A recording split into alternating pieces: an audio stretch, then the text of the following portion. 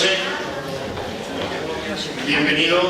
Dar las gracias por esta asistencia a todos los colectivos y a todos los presentes. Agradecer muy especial también la presencia, que no está de la Iglesia en este caso, porque estamos conmemorando el 40 años de la Iglesia, tanto como los 1100 años del Castillo Facetari, y la verdad que desde la Iglesia todo han sido facilidades. Por tanto, en el nombre del Ayuntamiento, de la Dirección de Cultura, agradecer las facilidades que nos está dando la Iglesia. Después también agradecer el trabajo que está realizando Manolo Carrucho, no solamente como colaborador, sino también como organizador, como director del colegio.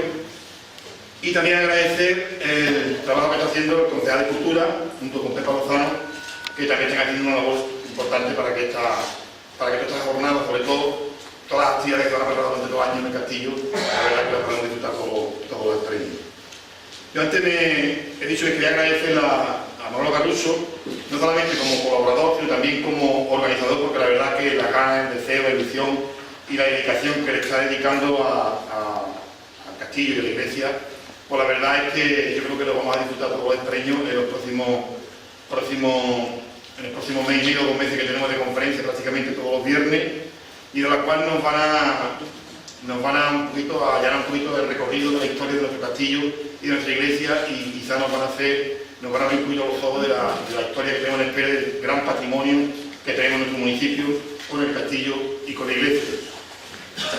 Nosotros desde el Ayuntamiento creemos que de la importancia que tiene tanto el castillo como la iglesia, yo creo que es símbolo de espera, las dos cosas, y por eso creemos que este año tiene que ser un año muy especial.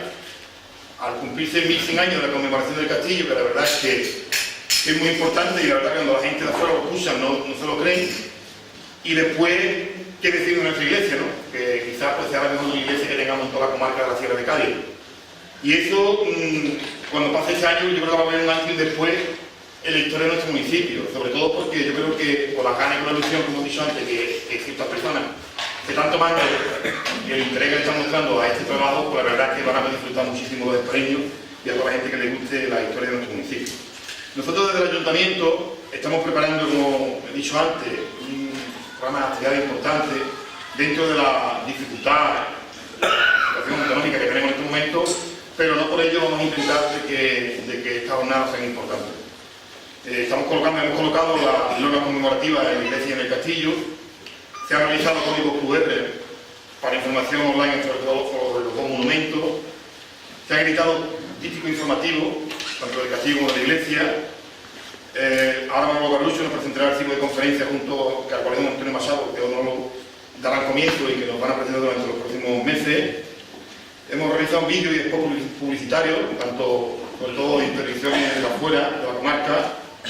Tenemos exposición como la que hoy tenemos aquí en el salón. Se han presentado propuestas de libro conmemorativo en la Junta de Andalucía.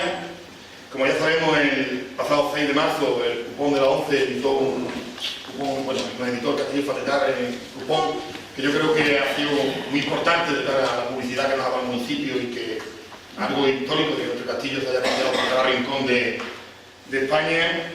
Y al igual estamos intentando también con la iglesia, porque creemos que también la iglesia se haga reflejada en un cupón de la ONCE. No es fácil, pero lo estamos intentando, al igual que también en la viñeta de la Lotería Nacional, que también estamos trabajando para que se pueda realizar.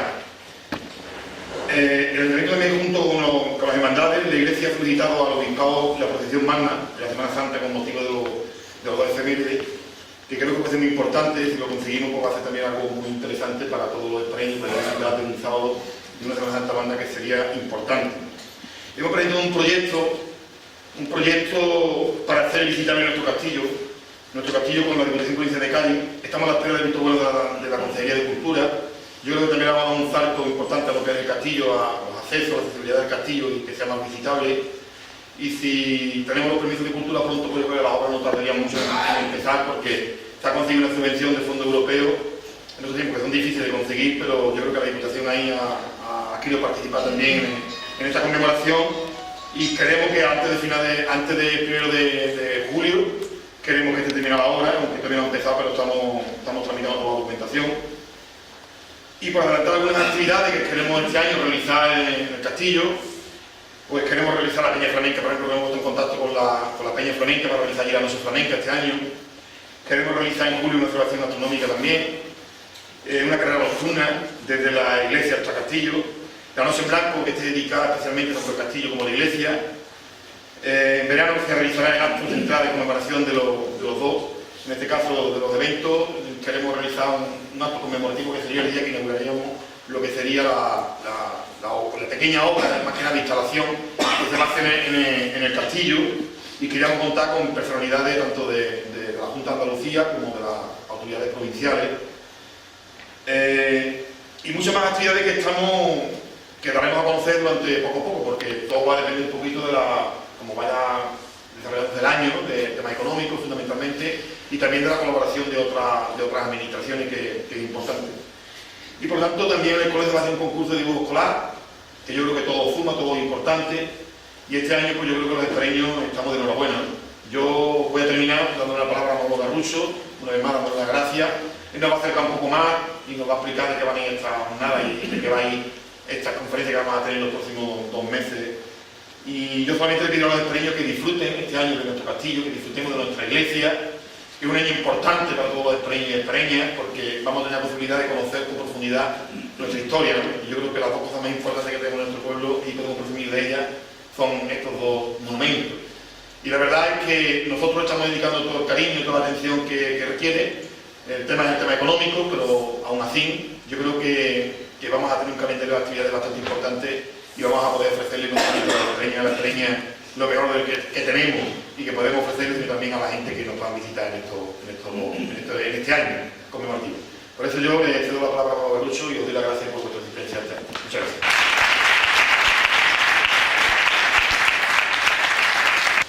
Buenas noches. Muchas gracias al señor alcalde por las palabras que le dirige, y muchas gracias a todos ustedes por su asistencia a la presentación en este salón de actos de la jornada conmemorativa de los dos grandes acontecimientos de que hablaba el alcalde anteriormente. Como ustedes comprobarán, el torrente de uno y del otro es completamente distinto. Yo además tengo el problema de que llevo resfriado por menos un mes, pero un poquito resfriado, es suficiente como para que tenga que estar tosiendo cada rato. Bien, decía que este año celebramos los dos acontecimientos, los 400 años de la construcción de la iglesia de Santa María de Gracia, y tiene un documento, la primera carta que yo he podido fotografiar, pero no, la pedí al archivo, la fotografía no me llega de esa manera, la carta del visitador del arzobispado, lo hizo el día 29 de abril de 1614. Prácticamente la iglesia estaba completamente terminada, estaba techada y ya se podía recibir misa dentro. La iglesia, como ustedes saben, no se terminó en 1614, se terminó en 1993, que fue la última obra que se hizo, porque cada X tiempo, por el sitio donde estamos, los terremotos, etcétera, etcétera, la iglesia ha ido cayéndose lentamente. Además de los 400 aniversarios de la construcción de la iglesia, o de la primera terminación de la iglesia, se cumplen también el 1100 desde que se comenzara la construcción del castillo árabe de Fatetar o de Asmira, en junio del año 914. Esto sí está documentado. Es para mí un honor el poder presentar los actos culturales que se han previsto para la conmemoración de los dos acontecimientos. Los dos, iglesia y castillo, son imprescindibles para que hoy podamos estar todos juntos aquí. Lógicamente no es importante que seamos las dos personas que nos presentamos ante ustedes, el alcalde y yo, los responsables de realizar este acto, tantos años después de que se terminaran o comenzaran las obras. Lo importante es que los dos monumentos existen y han pervivido hasta hoy. Pero para mí es un orgullo ser uno de los extremeños que puede hacer en estos momentos la presentación de la jornada. Ya nunca más vamos a presentar los 1100 años de la construcción del castillo. Además de las actividades que ha ido desglosando el señor alcalde anteriormente, habíamos pensado desde el Colegio Antonio Machado, con la colaboración del Instituto, una serie de actividades de los dos centros educativos dentro de la misma aula, dedicando la semana cultural, como hacemos en nuestro centro cada año, a los dos acontecimientos, llevándole la exposición fotográfica a ambos centros, que es necesario, realizando visitas guiadas tanto a la iglesia como al castillo por los alumnos, haciendo trabajos manuales, dibujos, redacciones y otro tipo de actividades relacionadas con ello. Y pensamos además ofrecer una serie de conferencias ilustradas con todo tipo de fotografías y documentos para ustedes, en que intervinieran ciertas personalidades relacionadas con el arte y la historia, que tuvieran a su vez relación con nuestro pueblo. Para ello damos comienzo hoy con este acto de presentación por parte del señor alcalde y mía de las distintas actividades programadas. En el día de hoy habrán visto ustedes, habrán podido comprobar la exposición fotográfica en la que aparecen algunas fotografías auténticamente curiosas, como una de Enrique Romero de Torres, creo que la más antigua que hay, de 1908, cuando vino a realizar la parte correspondiente al pueblo de su catálogo monumental de la provincia de Cádiz. El catálogo realmente se publicó luego en 1934, pero él vino aquí en 1908 y hizo la fotografía.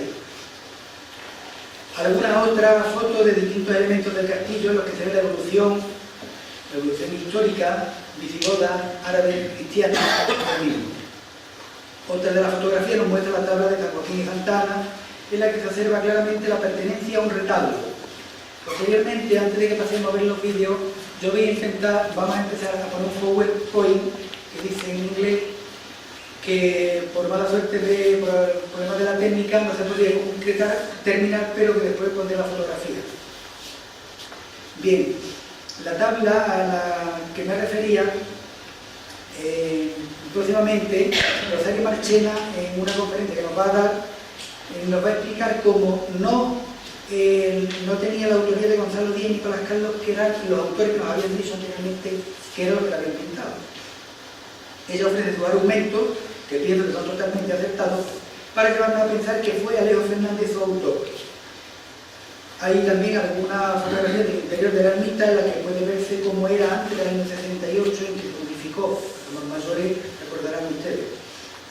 En ella podemos observar el púlpito y las fotos que como ofrenda se le llevaban al Santo Cristo, por si, sobre todo, solicitando curaciones. Hay otra fotografía exterior de la ermita y del castillo, comprobando la diferencia de cómo se hallaba antes de los años 60, principios de los 70, y cómo se encuentra ahora tras las distintas restauraciones y trabajos realizados. Aparece también otra foto del Cristo de espalda, de los años 60, cuando estuvo restaurándolo Espinosa de los Monteros.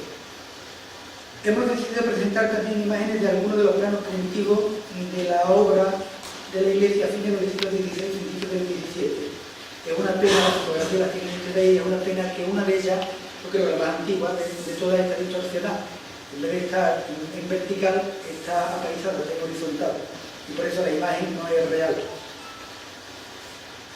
Incluso el dibujo del retablo, el croquis que se hizo en principio, del retablo que se pensaba realizar originalmente, que lo tienen ustedes aquí a la derecha, aunque, si lo comprueban, lo comparan con el actual, está modificado. Hay también alguna foto de la iglesia, años antes de comenzar la restauración, donde se observa claramente el estado de la bóveda central, allá a los fines de los años 50, y otra de la fachada del castillo de la torre del homenaje entre los años 30 y 50. Hemos querido presentar también el folleto de todas las conferencias previstas, los trípticos y explicativos a los que ha hecho alusión el señor alcalde, tanto de la iglesia como del castillo, de los que se hace un pequeño resumen de la función histórica de ambos monumentos y finalmente un vídeo, son tres realmente, realizado por el ayuntamiento, dedicado a una de la iglesia, otro al castillo y el otro a los dos. Es lo que verán unas imágenes, sobre todo en el último, espectaculares, nunca vistas por la manera en la que han sido grabadas.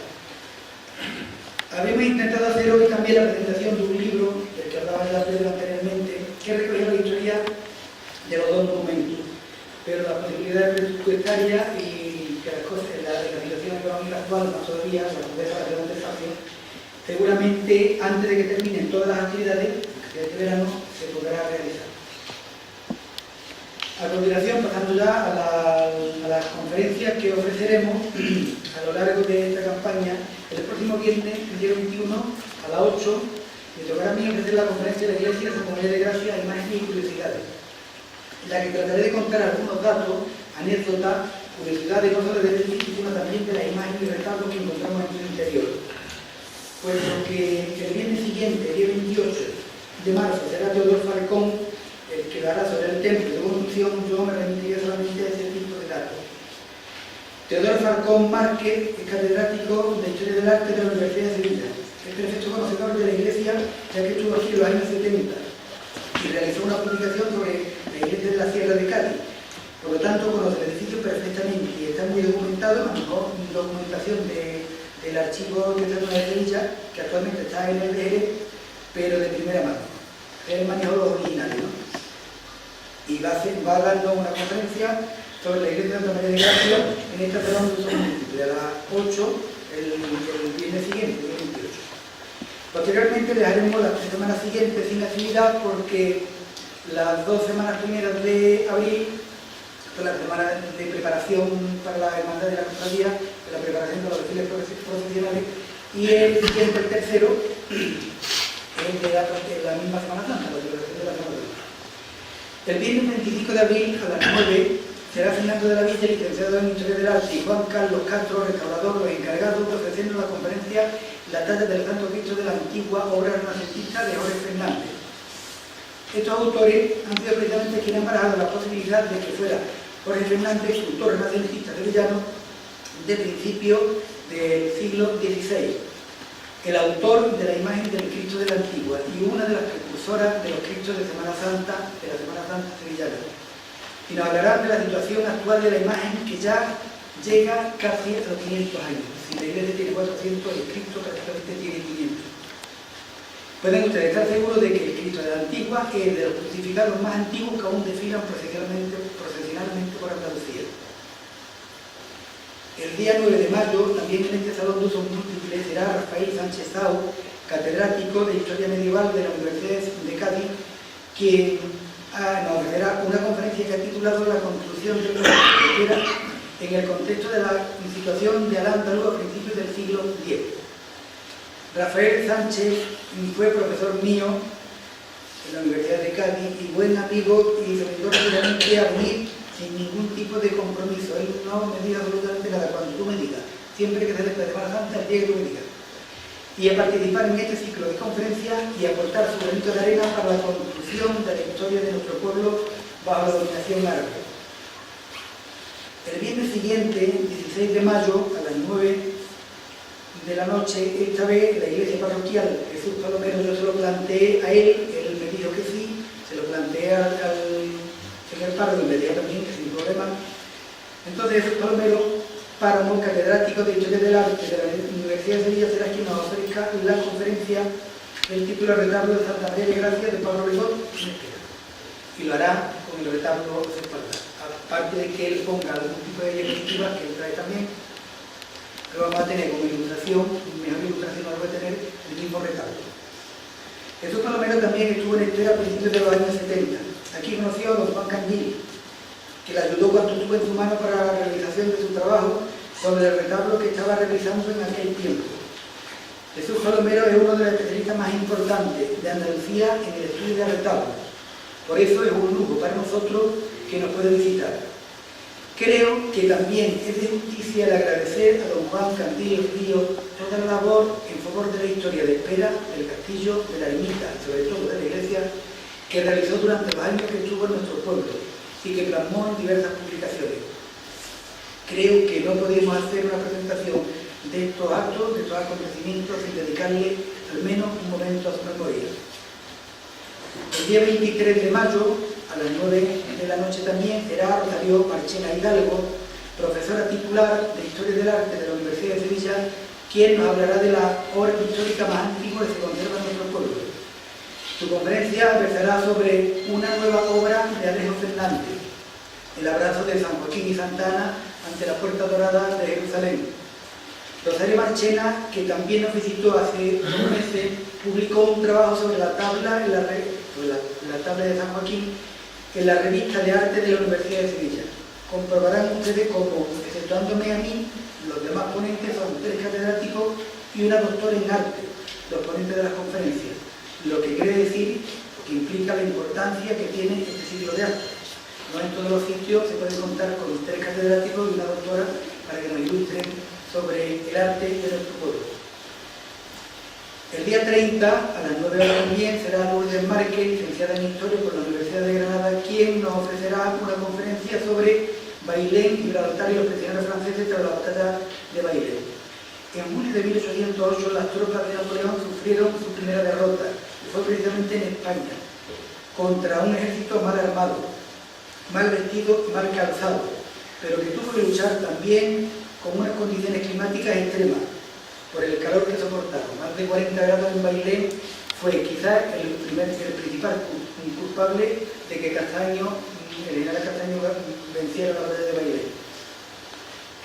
Después de la batalla, los prisioneros hubo que traerlos en dirección a los puertos de Cádiz y fueron quedándose en muchísimos pueblos durante un tiempo hasta que los embarcaran. Los ingleses, que en su base en Gibraltar, no estaban de acuerdo en que se repartiera de nuevo a Francia porque era posible que otra vez volvieran a entrar por los Pirineos. Entonces, sobre la historia de ese momento, de lo que hablará Lourdes Márquez. Saben ustedes también que en este tiempo, cuando llegaron los prisioneros y posteriormente los franceses estuvieron aquí desde febrero, del 3 de febrero de 1810 hasta el 27 de agosto de 1812. Hicieron uso del castillo. Todavía tenemos algún pequeño resto de cómo quedó el castillo después de su marcha.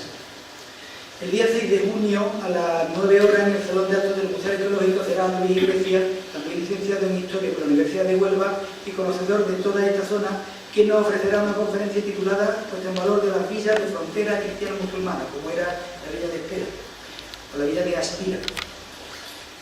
En toda esta zona fronteriza entre cristianos y musulmanes, se estableció una franja que se llenó de castillos y que el ponente nos mostró la importancia de ponerlos en valor de cara sobre todo al turismo. Espera era una villa demasiado pequeña y no lleva ese apellido, pero sí lo lleva Arco, lo lleva Jerez, lo llevan muchos pueblos de Córdoba, lo lleva Vejer, el apellido de la frontera. Finalmente, el 13 de junio, a las 9 horas, será Pepa Lozano Ramírez, licenciada en Historia por la Universidad de Cádiz, directora del Museo Arqueológico de Espera, quien nos hablará de las distintas actuaciones de los últimos años en el castillo de Fatetar, ya que ha sido la persona encargada de dirigir casi todas esas obras y de la importancia que han tenido para la consolidación de muros y paredes y para impedir que se derrumbe, que se caiga. Decía al comienzo que era imprescindible los dos monumentos, porque la construcción de ese castillo, cuyo cobijo surgió del pequeño pueblo, dentro de su propia muralla, fue el origen de la vida de muchos de nosotros. Allí iniciaron nuestros antepasados de existencia. La iglesia, en consecuencia de la ampliación de la antigua villa o villa vieja, como se decía en las ordenanzas del Marqués de Tarifa en 1527. Es decir, 33 años antes del comienzo de la construcción del templo de Santa María de la Victoria. Pocos pueblos de nuestra provincia pueden presumir de 1100 años de historia, que serían más si nos remontáramos a nuestra historia anterior, la visigoda, la romana, la turdetana o ibérica, que muchos años antes habían hecho su aparición por nuestro territorio. El castillo de Fatetar no solo da origen a la actual villa, sino que también lo da al actual nombre.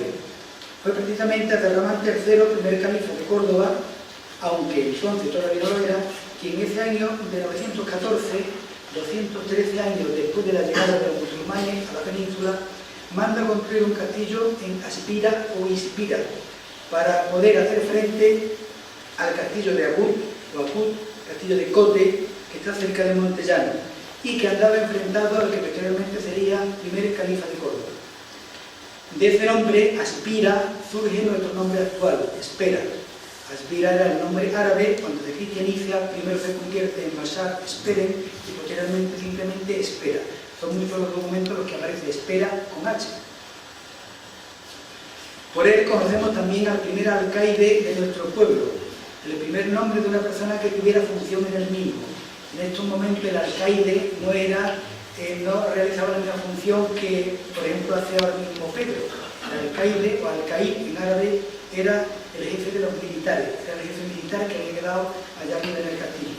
Y esa persona Se llamaba Yamil ibn Uba al-Baladi. Era señor de Lora y la persona de confianza de Abderramán para apaciguar la sublevación de los habitantes del castillo de Cotre. Este es el inicio de nuestra historia como villa, como pueblo. Es el único lugar de nuestro término que siguió habitado desde la antigüedad hasta nuestros días. No ocurrió así con Esquerilla, llamada Capa en tiempo ibero-romano, o Cariza Aurelia. En el monte de Zapetar o Afira, sí, por eso decimos que es el inicio de nuestra historia como pueblo. Continuó habitándose el cerro desde prácticamente la antigüedad de la época corretana hasta la actualidad. Esta pequeña aldeita a la sombra del castillo pasaba a los cristianos a partir de 1248 y los años siguientes en que Fernando III el Santo conquista toda la zona.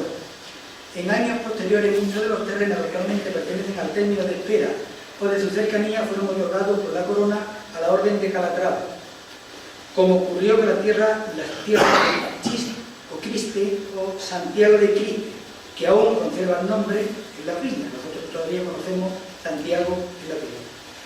Pasaría el castillo posteriormente en 1299 a Juan Arias de Cuadro, caballero 24 de Sevilla. Esto de caballero 24 era porque antiguamente, normalmente los oficiales, los concejales en cada pueblo, en cada sitio eran 24, pero es que los hermanos en una hermandad de Semana Santa, no de Semana Santa, eran 24 también. Pasando luego a su heredero y posteriormente por compra la familia de los Rivera, al adquirirlo de la familia de Rivera en 1394 por 24.000 maravedíes, es decir, 750 doblas de oro. Posteriormente sería uno de los sucesores suyos, Patricio Enrique de Rivera, quien donó tanto el castillo como la ermita a la iglesia de Espera. Una imagen, lógicamente no fotografía, un cuadro, podrán ver ustedes el próximo, yo creo que hoy no lo traigo, el próximo día podrán ver ustedes, en el cuadro era bastante feo, lo podrán ver ustedes ese día. Una vez pasado el peligro musulmán para los habitantes de Zapetar, el pueblo va reparando sus casas hacia zonas más llanas, es decir, se va construyendo aquí abajo. Y seguramente empezaron a realizarse las primeras casas en la actual calle Verónica, el 1 de mayo, en la zona de la Plaza del Cabildo, de la calle Morón. En 1527, año de las ordenanzas del Marqués, todavía era imprescindible para poder presentarse a la elección como concejal del ayuntamiento, y el indispensable era el tener posesión de casa en la Villa Vieja, aunque también la tuvieran aquí abajo. Eso quiere decir que la persona que tenía casa en la Villa Vieja, su familia era antigua, llevaba mucho tiempo viviendo arriba. Con el tiempo el vecindario de la parte baja del pueblo crece y se piensa en la construcción de una nueva iglesia, para ahorrar el tener que subir tantas veces al castillo, la ermita del castillo que era la antigua. Así llegamos a 1560, años de comienzo de la obra del nuevo templo, aunque todavía se seguía utilizando la antigua ermita del castillo llamada entonces ermita del Señor de Santiago. El pozo de la calle existía y servía para llevar agua a la obra. Llegamos a la fecha de 1614. Una de las fotos de la exposición que ofrecemos el documento de la primera visita ordenada por el provisor de la Arzobispado de Sevilla, que se realiza el 29 de abril de 1614. Tienen ustedes allí, ahora la veremos a continuación en el PowerPoint. En ella aparecen distintos datos de la misma, y entre ellos el nombre de los primeros curas que en ella estuvieron. Eran Bartolomé Ruiz de la Cueva y Matías del Río. El nombre del visitador que hace esa visita primera a la iglesia ya terminada era Francisco Area Saborío. En su construcción y en llenarla de imágenes y retablos han intervenido personalidades tan importantes como Hernán Ruiz II, el arquitecto que construyó el campanario de la Giralda de Sevilla, que es mundialmente conocida. Ustedes saben que la Giralda de Sevilla era simplemente una torre musulmana donde el almohadano árabe se subía y llamaba a la oración. Cuando Fernando III conquista Sevilla, los musulmanes querían imponer, una de las condiciones que querían imponer, aunque eran los que habían perdido, era que derribaban la torre. Al parecer, el hijo de Fernando III, Alfonso X el Sabio, fue el que dijo que por cada ladrillo que tiraran los musulmanes abajo, iban a morir más de 1.000 árabes, más de 1.000 musulmanes. Por lo tanto, no se tocó. Escuché hace poco una de las guías ella diciendo que Alfonso X había sido, ella no decía Alfonso X, decía Fernando III, yo creo que por error, había sido el primero la primera persona que había defendido el turismo en Sevilla. En su construcción y en llenada de imagen y retablo han intervenido personas de la iglesia como Hernán Ruiz, como Cristóbal Ortiz. Ahí tienen el plano que realizó Cristóbal Ortiz, que aparece su firma también, uno de los mejores arquitectos de su tiempo, autor de uno de los primitivos planos del templo. Intervino Vicente Bengoechea, autor de la fábrica de tabaco de Sevilla, actualmente universidad, y Manuel Zubiaga, que fue el que realizó las ventanas que ustedes ven en la fachada de la iglesia. Seguramente el próximo día Teodoro nos mostrará, no sé si mostrará algún documento, o por lo menos nos explicará que fue Manuel Zubiaga el que presentaba los vales por haber realizado la ventana. Intervinieron también autores como Pablo Ligot, como Diego López Bueno, autores del retablo mayor. El primero, Pablo Ligot, el autor de los lienzos y de la mayor parte del retablo. Diego López Bueno solamente hizo el banco, o sea, el zócalo, toda la parte de abajo del retablo y el tabernáculo, el sagrario del altar mayor. Sin embargo, había algunos autores que decían que él se había encargado, porque realmente así firmó el documento, se había encargado de hacer el retablo, pero no terminó. Él en 1629 se encontraba ya viejo y lo dejó. Le pasó el trabajo a Pablo Legó, que lo terminó posteriormente en 1651. Pablo Legó era una persona que era un poco responsable, por eso tardó tantos años. Intervinieron también autores como Miguel Cano, que realizó el primer coro y las primeras puertas de la iglesia. Esto está documentado. El próximo día, cuando yo hable de alguna de las partes de la iglesia, hablaré de Miguel Cano, y porque tengo toda la documentación de cómo él hizo las puertas, incluso los detalles, el número de clavos que se necesitaba, etcétera, etcétera. Y fue el que hizo también el coro y el facistolo, y además una cajonera para la sacristía.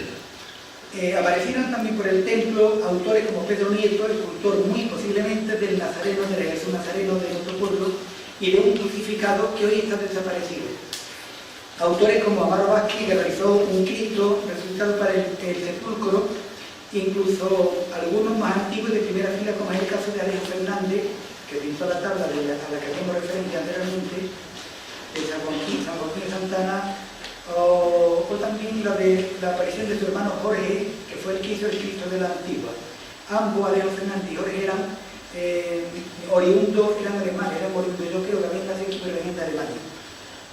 Sin embargo, eran dos figuras de primera línea porque los dos intervienen en el retablo mayor de la Catedral de Sevilla.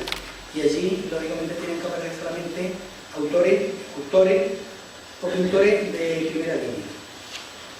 Para terminar, solo me queda decirles que espero que todas las actividades que se organicen puedan ser vistas por todos los extremeños, no solo residentes en el pueblo, sino también por los que viven fuera a través de las cámaras o de internet, y que disfruten con ellas. Y que piensen que a pesar de tener un pueblo tan pequeño, los extremeños debemos sentirnos orgullosos de su historia, que se refleja sobre todo en estos dos monumentos. Por otra parte, declarados bienes de interés cultural, como son la iglesia Santa María de Gracia y el castillo de Elvira Espera Fatetal. A continuación vamos a ver una serie de una parte de PowerPoint y otra parte de fotografía, donde aparece la mayoría de las fotos que ven desde la exposición, y finalmente veremos los tres vídeos, uno dedicado a la iglesia, otro dedicado al castillo y otro dedicado al otro. Yo solamente me queda agradecerles de nuevo su asistencia, desearles que disfruten con todas las actividades que tenemos previstas realizar con los dos monumentos, y porque creo que los dos monumentos se lo merecen. Y nada más. Muchas gracias.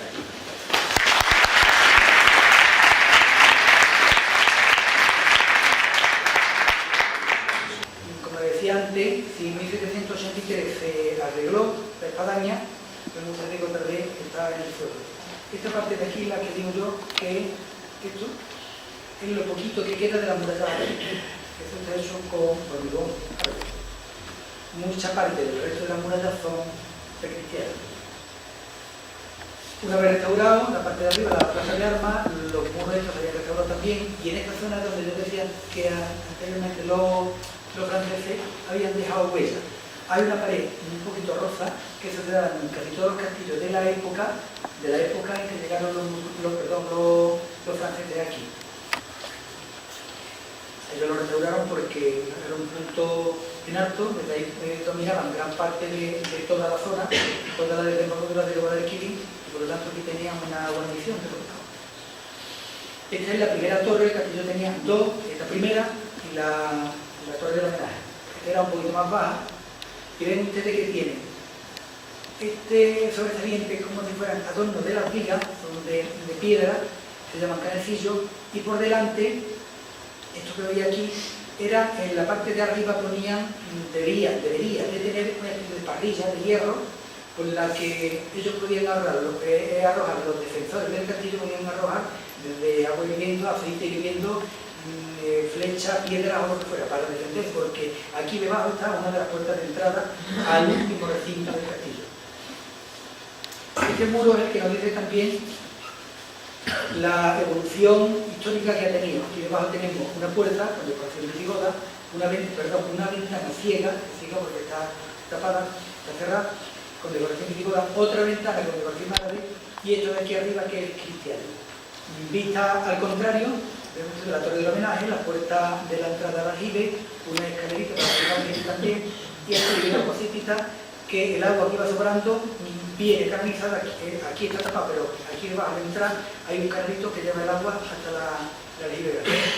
La ladronera, parte del matacán que dijimos anteriormente, y cada uno de estos tiene un dibujito, un adorno. Esto se llama canecillo, dentro de los técnicos arquitectónicos.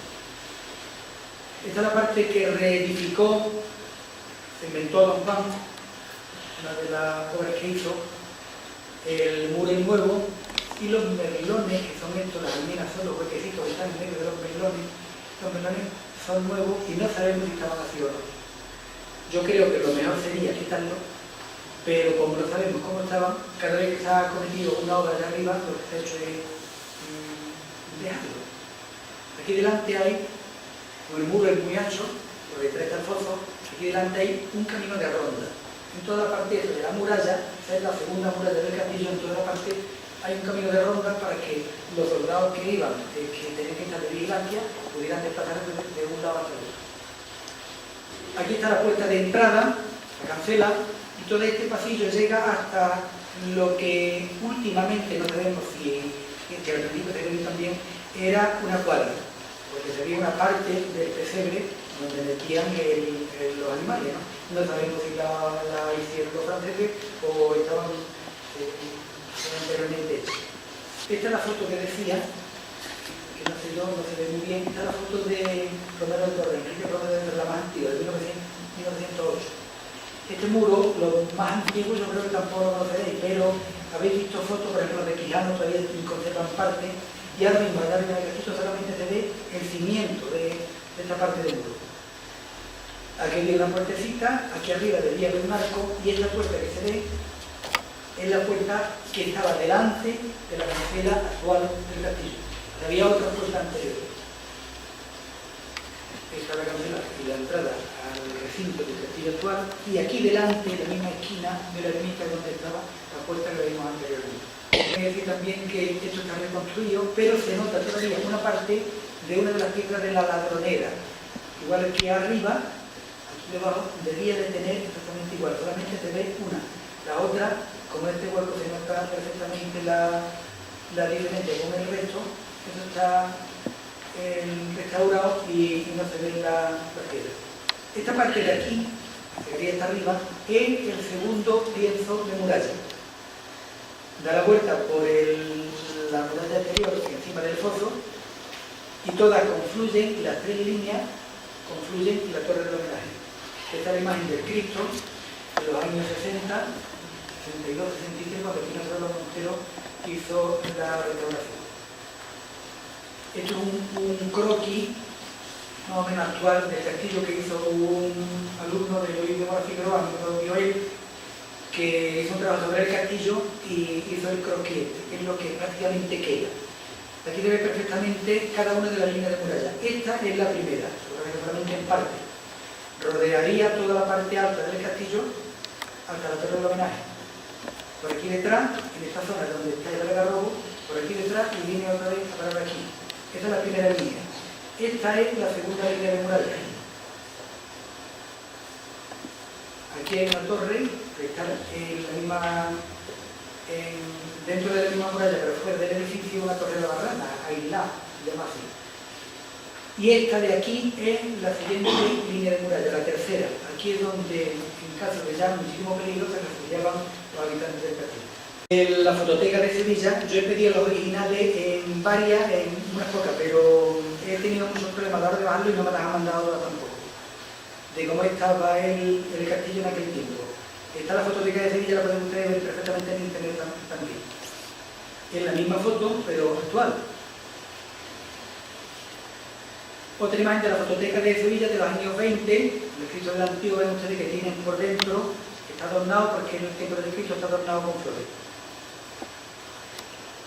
Esta es una foto de la torre de homenaje, es una de las partes que queda del árabe del castillo, que está muy restaurada, pero la primitiva torre era una torre árabe. Solamente de la época árabe nos ha quedado esto, quizás la ventana de más anteriormente, y una parte de la muralla que está encima, donde están las pistas, encima donde ponen el berén, del corte que hay de la cantera. Saben ustedes que aquí donde está el algarrobo hay un corte muy grande para un corte defensivo, de forma que los enemigos cuando fueran a atacar, por lo menos ahí tuviera la muralla una altura considerable. Una imagen actual del Cristo. Esta foto que yo decía que de los finales de los años 60. Aquí tenemos los esbotos, se puede poner incluso más grande.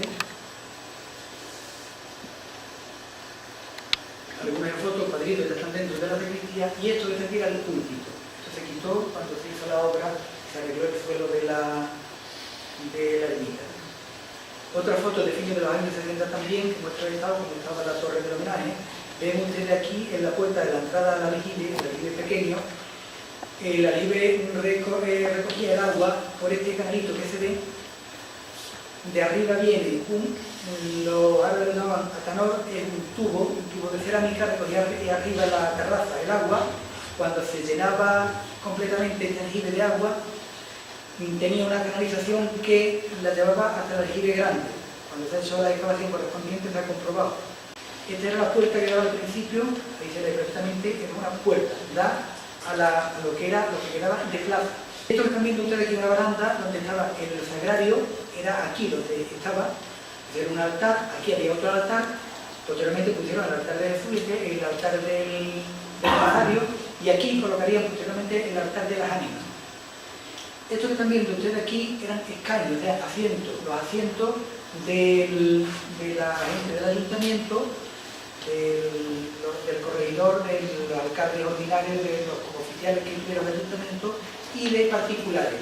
Y esto era una baranda, este es más ancho, perfectamente más ancho, y una baranda, estos son asientos. Bien, el próximo día cuando explique cómo se pretendía que fuera el retablo, en principio, si ustedes lo comparan con uno nuevo, tiene distintas variaciones.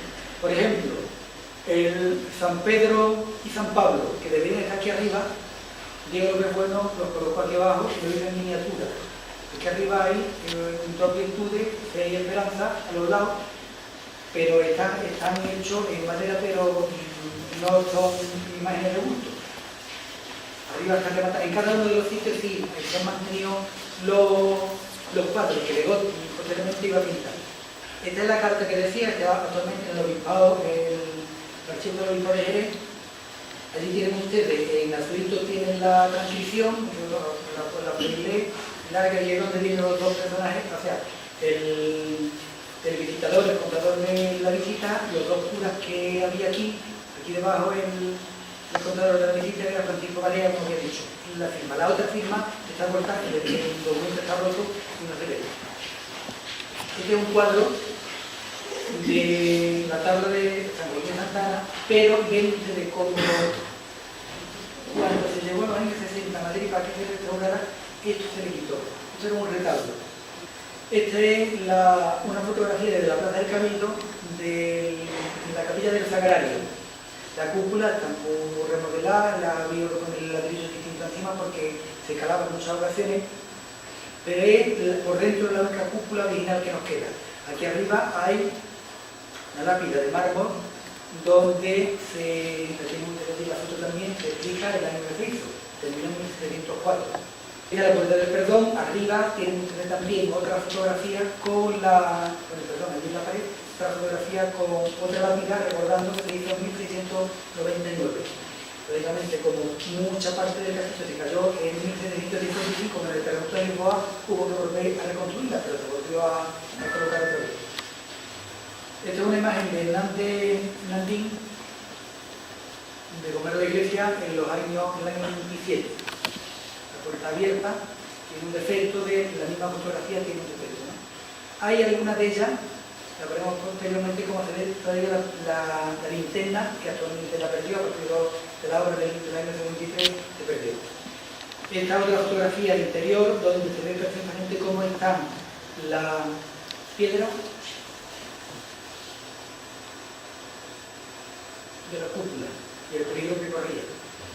El arquitecto entonces, con la preparación que tuviera, lo que fuera, decidió quitarla. La cúpula que se conserva actualmente es una cúpula yeso. Esto es una cúpula de cantería de piedras del castillo, ¿no? De la cantera del castillo.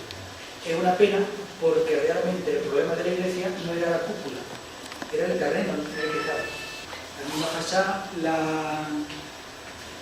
esta fachada no es la primitiva de la iglesia, porque como decía anteriormente, en 1755 se cayó en el terremoto de Lisboa casi toda. Teodoro Falcón nos habla de su momento constructivo, y estas son las ventanas que hizo Manuel Zumbiaga. Aquí la primera, veremos la fotografía donde está el texto recordando la caída de la iglesia en 1755, el 1 de noviembre. La gárgola, nos falta la piedra de arriba, la bola, que se volvió otra vez a colocar a partir de 1760-64, estaba ya a colocar, pero antes de 1640 y tanto estaban puestas. Después hemos hecho una foto de cada uno de los retablos que dentro de la iglesia. Estos son el de la Hermandad de Jesús, del Sagrario, cuya cúpula es la única original que nos queda, las otras están retocadas, de la de San Antonio, que además es la única cúpula en la que tenemos fresco. En los santos de la Hermandad de San Antonio, me imagino que lo saben ustedes, esta hermandad no estaba en la iglesia. A partir de 1800, a principios de 1800 se trajeron de la ermita de la Veracruz, pero ¿dónde estaba? San Antonio todos los años en su fiesta subía de la Veracruz hasta la iglesia, se hacía la fiesta aquí arriba y se volvía a llevar otra vez a la ermita. A partir de 1800, se trajeron a la iglesia y de dentro que están aquí. El altar de Dante, del que no conocemos el autor, el retablo de Rosario sí lo conocemos, que lo hicieron Diego Roldán, que hizo además la imagen, y Fray Baltasar de San José, que era un fraile del convento Jerónimo de Gordo. El altar de la Soledad del Santo Entierro, no sabemos exactamente si esta figura sería la que Amaro Vázquez hizo en 1628, lo que digamos como una imagen antigua.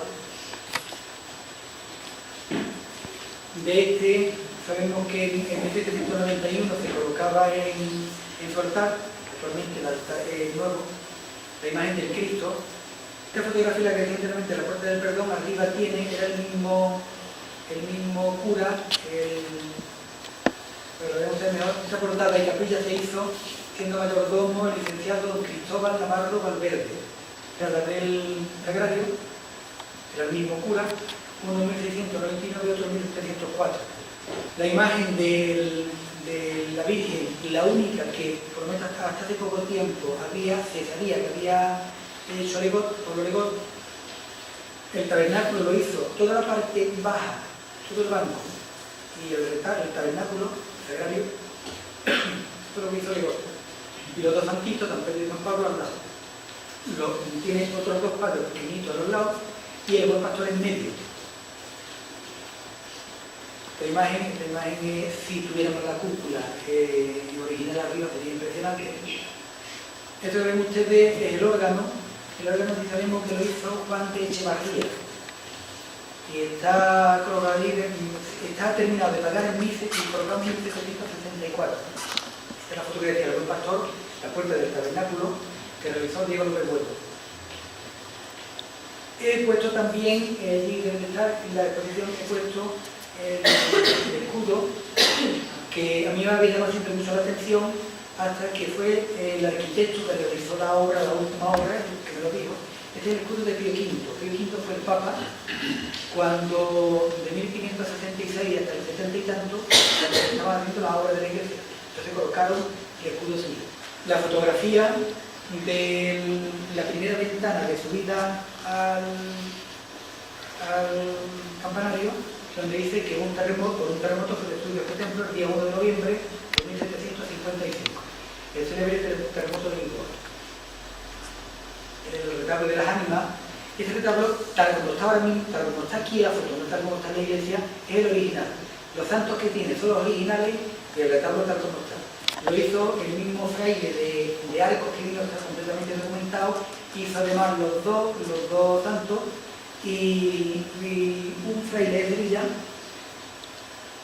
fue el que hizo el arcángel que está arriba, y me imagino también, no lo comenté, la imagen, la cabeza del demonio, que es la que está pisando la cabeza de San Miguel. Este es el plano que decía anteriormente, que tiene la firma de Cristóbal Ortiz. Se fijan ustedes, este es el segundo. Ahora veremos a continuación otro que es anterior. En la fotografía está mal, porque la copia que han hecho la han hecho mal, pero este aquí está bien. Ven ustedes la puerta, el temple, una cruz griega. La cruz griega es la que tiene prácticamente casi igual los dos brazos. Aquí ya habían colocado una capilla del bautismo, desde ahí no lo verán ustedes, y detrás estaban los aposentos del cura, el granero, el patio, etc. Una serie de dependencias que se previeron hacer desde el principio, ¿no? Este era el plano que hicieron antes de empezar. Detrás no hay nada. La iglesia, el retablo, el altar, pues el retablo todavía no estaba hecho, el altar mayor, aparte donde iba el altar mayor, la puerta que era el altar mayor de la sacristía, esta es la sacristía, la parte de delante la puerta principal, aquí estaba el primer coro. Realmente era un poquito más ancho que está aquí, porque la puerta tiene 3 metros y pico aproximadamente, y el coro primero, que era Miguel Cano, tenía más de 5 metros de ancho, estaba un poquito más adelante. Los 3 DVD, el tercero sobre todo es espectacular porque la foto que se ve no la han visto ustedes nunca. Está rodado de una manera que nadie lo debe haber visto hasta este momento.